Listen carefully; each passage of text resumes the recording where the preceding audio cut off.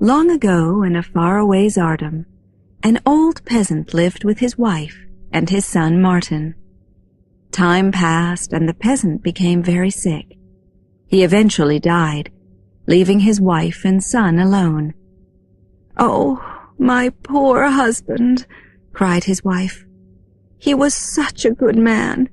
How could this happen?" She cried for days and days. Her son tried to make her feel better, but he couldn't. Then her sadness changed to worry. At night she looked up into the sky and asked, "What are we going to do? How are we going to live?" After many weeks like this, she began to take control of herself again and make plans for herself and her poor son. Her husband had left them some money, 200 rubles.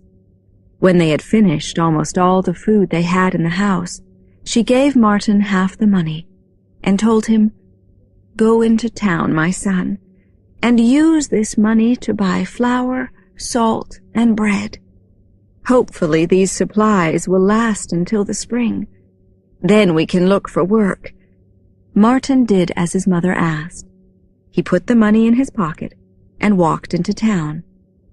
As he passed a butcher's store, he saw that a crowd of people had gathered.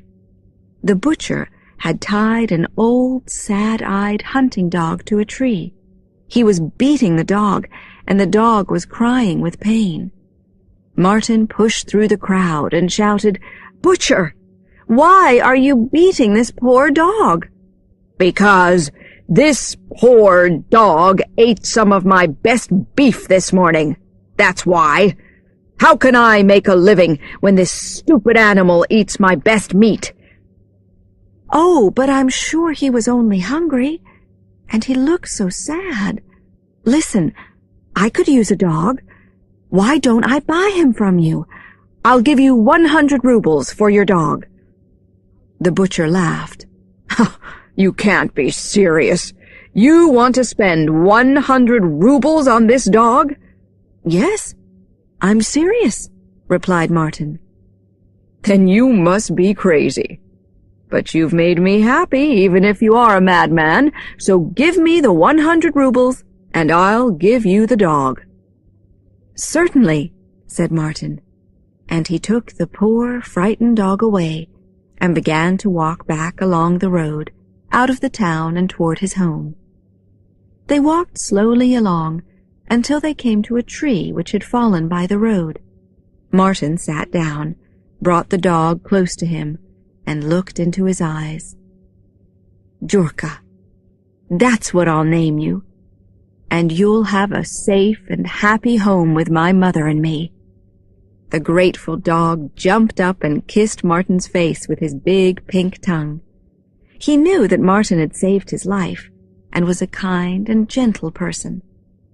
The two friends then continued walking slowly home, side by side.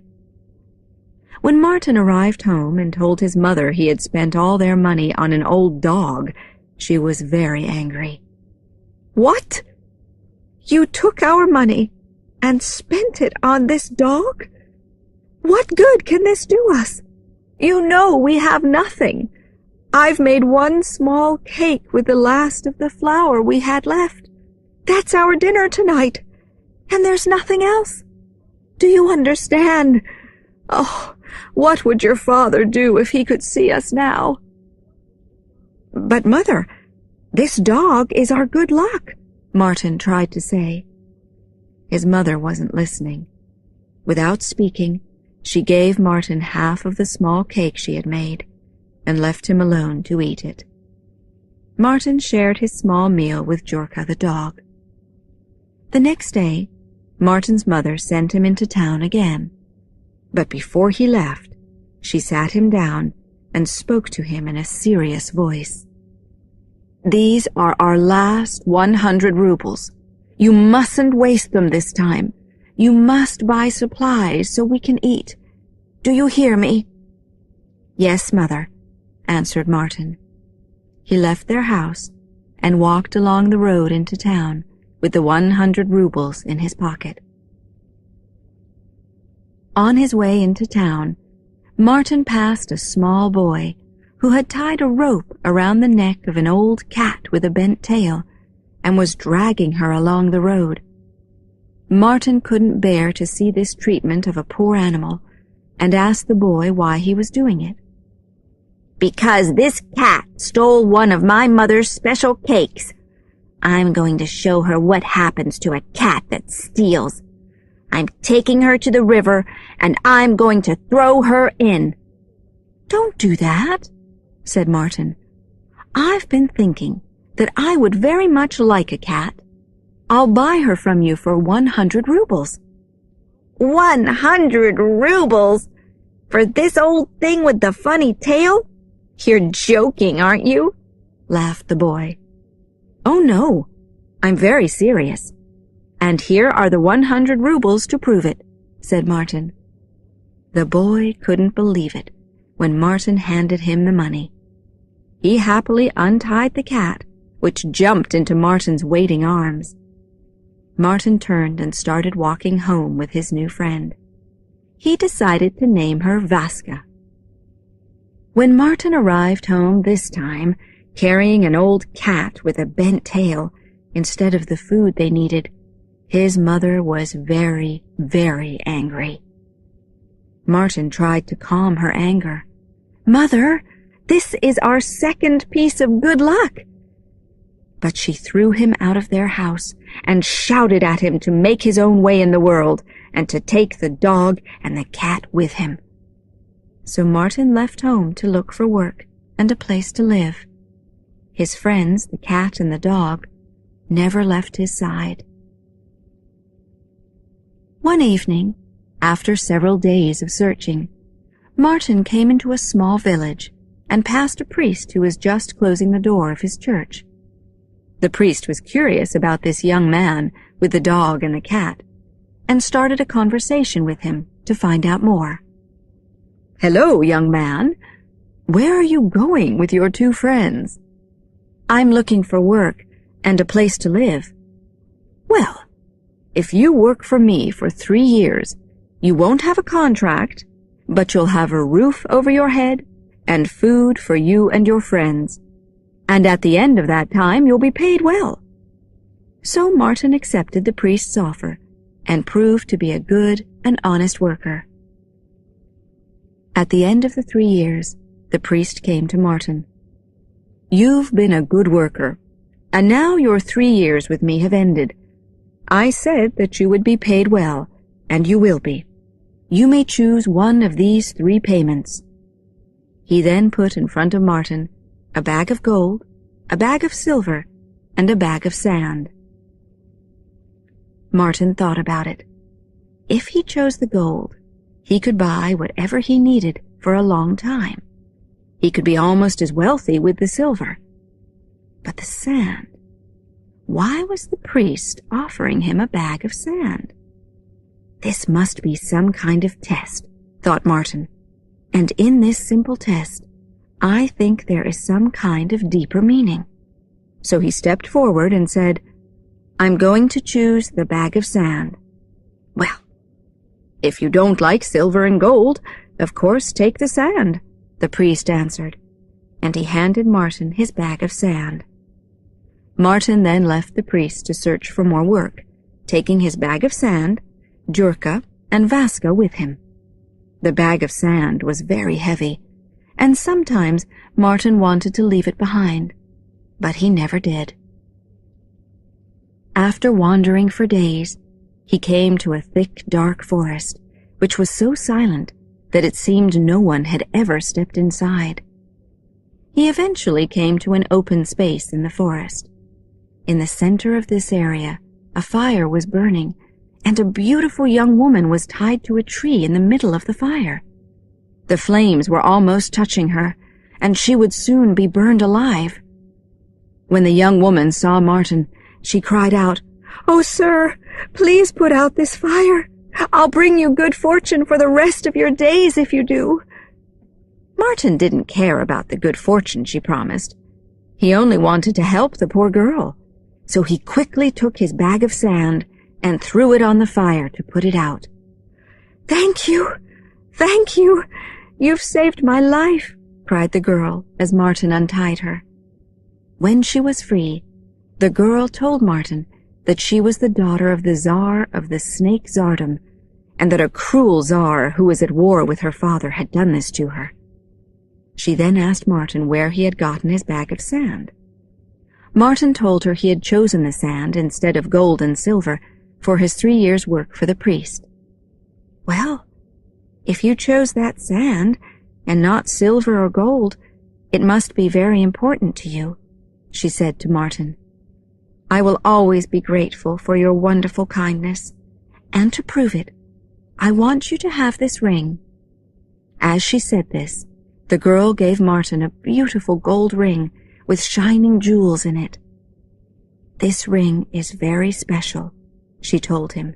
"It's a magic ring, which will give you anything you desire, even if your desire is to marry a Tsar's daughter.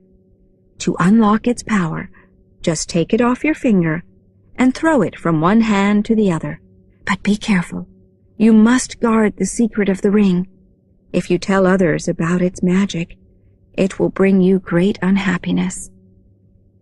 As soon as she had said this, she turned into a snake and slid quietly away into the forest. Martin watched her go, and then looked down at the ring on his finger. He was suddenly filled with happiness. He laughed and told Jurka and Vaska, "Do you realize what this means? We don't need to search for work. We'll have everything we need, and I can help my poor mother. But let's see this wonderful magic." So he took off the ring and threw it from hand to hand, as the girl had told him to do.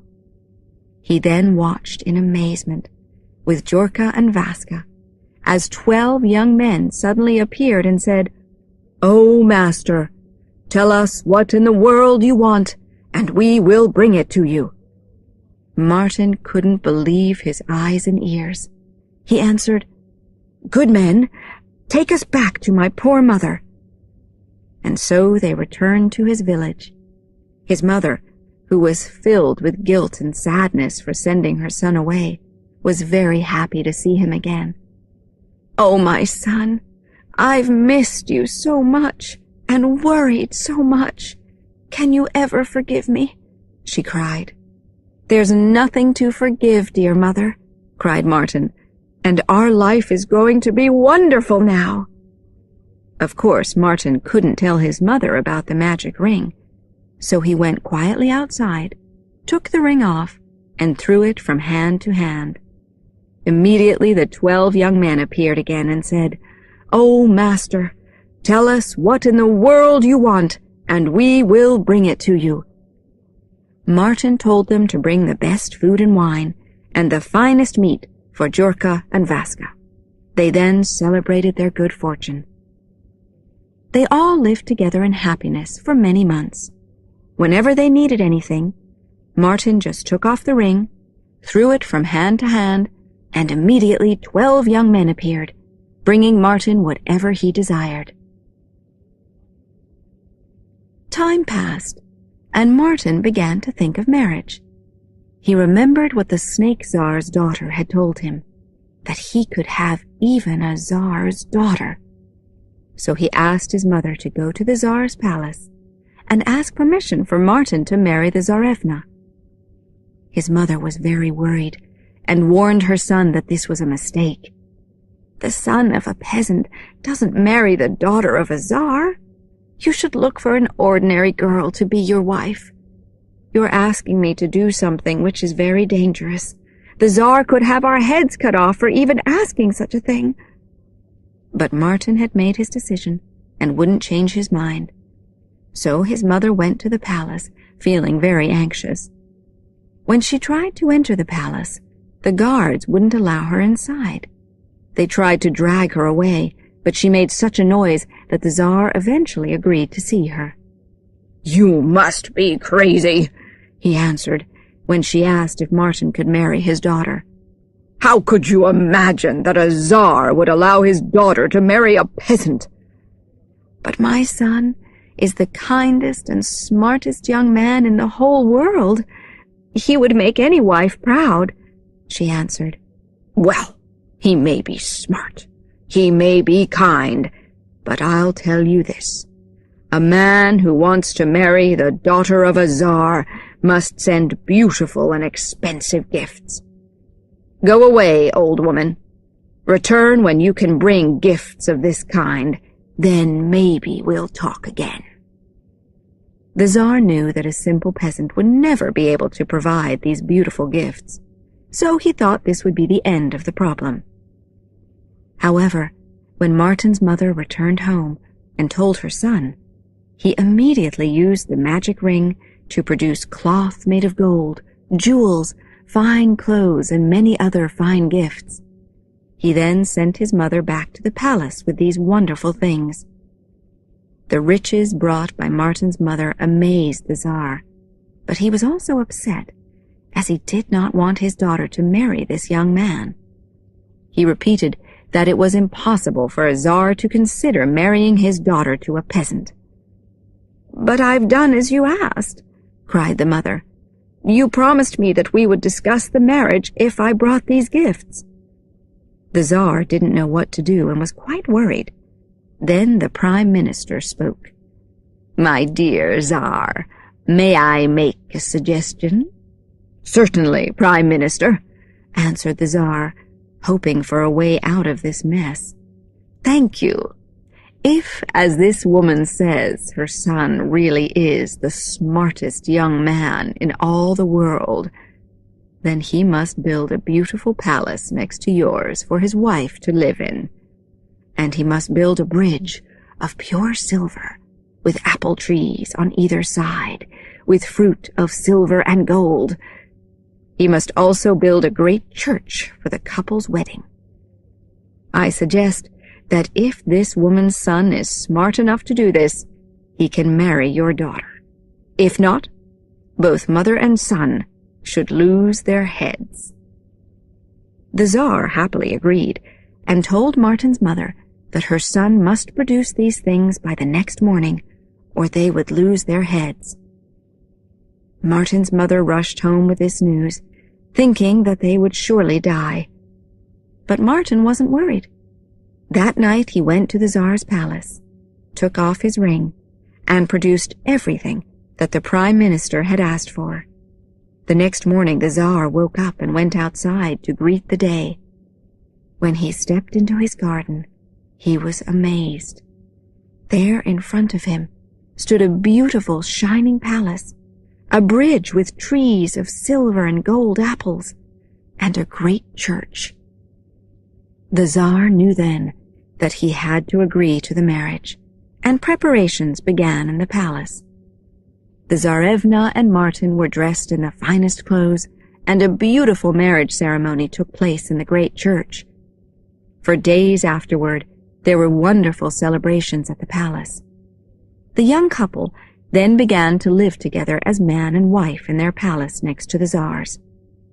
But the Tsar's daughter wasn't happy. She was silly and proud, and very angry that her father had married her to a simple peasant. She wanted to get rid of her husband, and tried everything to find out what his secret was, always asking him questions in her sweetest voice. "You're so smart, my husband, but you're such a mystery, too. How are you able to do all these wonderful things? Won't you tell your loving wife?" But nothing worked. Martin never forgot what the Snake Tsar's daughter had told him, and he never gave away his secret. Finally, one night, his wife thought of a new and better idea. She put extra vodka in his cup at dinner, and she filled his cup until he was very drunk. She then kept him talking until he finally told her all about the magic ring. As soon as he was asleep, she took the ring from his finger and used it to take herself, the palace, the bridge, and the church away to a faraway tsardom, leaving Martin lying alone in their bed. When the Tsar discovered the next morning that his daughter was gone, he was very angry. He demanded to know where she was, but Martin was as shocked and confused as the Tsar was, and couldn't tell him anything. So the Tsar ordered his guards to build a high stone tower. Martin was locked up in this tower. There was only one tiny window, and he was given no food or water. The Tsar planned to punish him with a long, slow, lonely death. Jurka the dog had been away hunting, and when he returned, he was very upset about what had happened to his friend. He ran to Martin's mother's house to tell her, and found Vaska the cat lying by the fire, sleeping happily. "What are you doing here?" he shouted at her. "You only think about your own comfort when this terrible thing has happened to our friend, the man who saved our lives. Why aren't you trying to help him when he's in trouble?" The cat felt very guilty and immediately left the fire. She then listened carefully as Jurka described his plan to trick people in the village out of their food and take it to Martin. The next day, Jurka and Vaska went into the village to carry out their plan. Vaska got under the feet of shoppers as they walked home with their cakes. When they dropped the cakes, Jurka caught them, and the dog and the cat ran away. When little Vaska climbed the stone tower and appeared in the one tiny window with the first cake, Martin cried with joy. "My dear friends, you haven't forgotten me." So their plan was a success, and Jurka and Vaska managed to keep Martin alive in this way for a year. When the year ended, Jurka decided that Martin couldn't live this way for much longer. He told Vaska, "We must go together and try to find the magic ring that has caused all this pain and trouble." So they left together and crossed mountains, rivers, and even an ocean, with Vaska holding on to Jurka's back. After many months, they arrived in a faraway Tsardom and found the beautiful palace that Martin had created for his wife, using the ring. Jurka told Vaska to find her way into the servants' rooms, and whenever they needed anything, to run quickly and get it for them. Vaska soon became well known in the palace as a good helper, so the servants allowed her and her friend Jurka to sleep in the palace. In this way, Vaska and Jurka were able to wander around and watch the Tsarevna closely. They saw that she always wore the ring. They wondered if she took it off to sleep, but her bedroom was the one room that they weren't allowed into, and they were both too big to slide in under the door. Only a mouse was small enough to do this, so they decided to travel to the Tsardom of the Mice. "We must show them that we are strong and powerful, so they will be frightened of us and agree to help us," Jurka told Vaska. And this is what they did. They went to the Mouse Tsardom and chased and bit the mice until they were so frightened that they surrendered. "We are powerless against you," the Mouse Tsar told them. "What is it that you need? We are your servants." Jurka told them about the ring, so the Mouse Tsar ordered one of the mouse soldiers to slide under the Tsarevna's door that night and steal the ring. At midnight, when the whole palace was asleep, the mouse soldier went silently into her room and up onto her bed. Then he slipped the ring gently off her finger. The next morning, Jurka and Vaska had the ring back, the ring that would save their friend, so they began to prepare for their long journey home. Vaska put the ring in her mouth and climbed onto Jurka's back. She then used her sharp claws to hold on tight while they started traveling across the ocean again. After swimming in the rough sea for many days, they were both very tired, but Jurka didn't stop, knowing that the ring would soon be safely back with their dear friend. Suddenly, Vaska looked up and saw an angry seabird flying down straight at her. The bird came down and bit Vaska on the head. The pain was so terrible that she couldn't breathe. She watched as the bird flew back up into the sky. But just as Vaska was thinking that her terror was at an end, the bird flew down again, faster this time, and bit her on the head again. Vaska opened her mouth to bite the bird and defend herself, and the ring dropped into the ocean. "Oh no," she thought. "How am I going to tell Jurka?" She waited until they reached land, and as soon as Jurka put her down, she climbed up into a very tall tree. Jurka looked up surprised and asked, "What are you doing up there? Come down." "I can't," the cat shouted down to him. "Why not?" asked Jurka. "Because you'll kill me." "Why? What are you talking about? What do you mean?" Vaska knew she had to tell him. She also knew he couldn't climb trees, so she stayed up in the tree and explained what had happened to the ring. "Why didn't you tell me when we were back in the ocean?" Jurka cried. "Because I can't swim," cried the frightened cat. "I wanted to wait until I was on dry land to tell you. I knew you'd be angry at me." "Oh, what are we going to do now?" said Jurka as he sat on the sand, his sad eyes looking out to sea. Then Vaska had an idea. "What about the fish? They know the secrets of the sea. They can help us, can't they?" "You're right," replied Jurka. "But we must show them our power before they'll help us. Come, quickly!"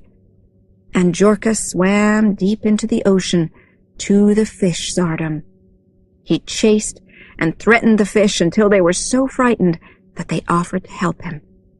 Jurka explained to the fish tsar and his fish soldiers about the ring. Then one shy fish came forward and told them, "Excuse me, I saw a large fish eat something gold earlier today. I don't think it was very good for him, because he's now lying dead on the ocean floor." The fish tsar immediately ordered his fish soldiers to dive to the bottom of the ocean and search for this fish. They quickly found it and brought it up onto the land. Jurka, who didn't like the taste of fish, watched with excitement as Vaska started eating it. She finally bit into something hard and discovered that it was the ring. Jurka and Vaska were filled with joy and rushed back to the tower. Vaska then quickly climbed up the stone walls and dropped the ring through the tiny window. Martin, who had not eaten for days, was very happy when he saw it. "Oh, thank you, my good, true friends," he cried. "I was almost dead from hunger and thirst."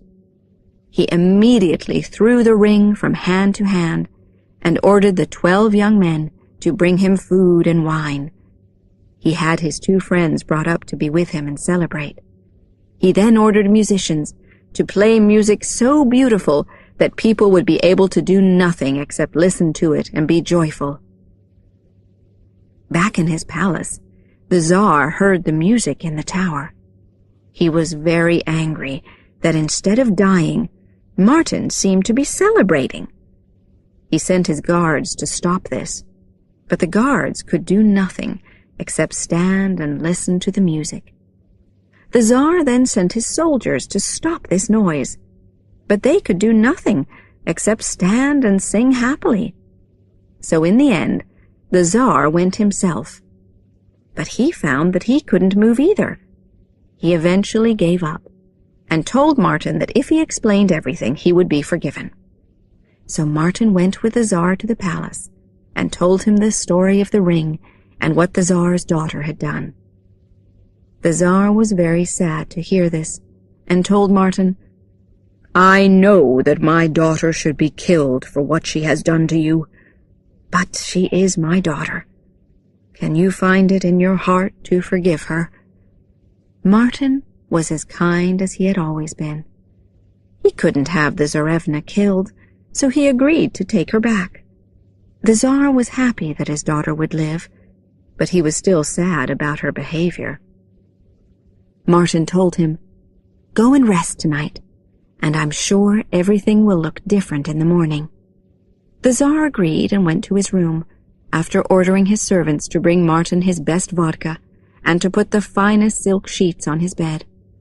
That night, while everyone was sleeping, Martin went out into the palace gardens and used the magic ring to bring everything back. The next morning, when the Tsar went outside, he saw with great happiness the palace, the bridge, and the great church. Martin and the Tsarevna lived as man and wife again, and after some time, the Tsarevna realized what a good man Martin really was. She began to love him, and they then lived together in happiness. Martin never removed the ring from his finger, and his friends Jorka the dog and Vaska the cat were always by his side.